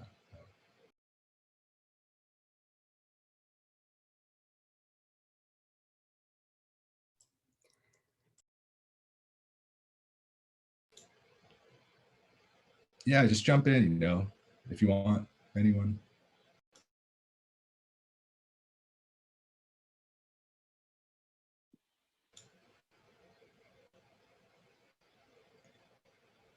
You know, there's a teacher who, you know, the first day of class, this is true, he would go in as professor, and he would just kind of like, instead of going through the usual motions of being like, okay, you know, here's what we're doing, he would just sort of sit quietly, you know, for like 2 or 3 or 4 minutes. And it just, you know, time really, you really feel it. And it makes anyone who is involved in moderating anything feel very anxious. And that is why I'm talking at these intervals. So. Okay, I'll just say thank you so much to the moderator. I mean, the panelists definitely as well, but also thanks so much, Lauren and Emily, for all your great questions. And organization of this. And Oren, like the humor is definitely, the dark humor is definitely appreciated during these difficult times. But no, seriously, one thing I wanted to say was that how thoughtful you guys all are in your approach to learning, which I think is so important and so much more than I was when I graduated in 1998. So probably further back than a lot of you, but and I think it's really, really appreciated for students now talking about in terms of like passing the mic or other communities is so important, because I think sometimes lawyers, maybe particularly in public interest, sort of get put into a hero role or think they have that role. And I think it's so great for students to hear from all of you who are doing amazing work, but also recognize, the role of other actors in the system too. So thank you. And thank you, Oren and Emily.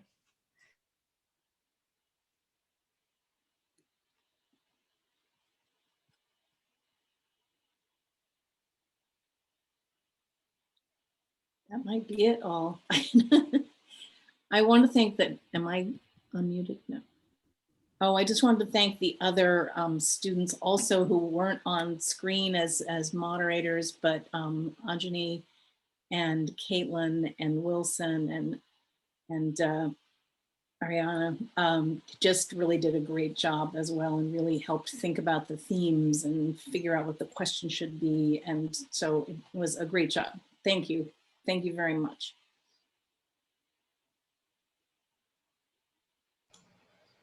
We've officially entered the zone where you can feel free to feel no shame as you leave the Zoom room. It's official.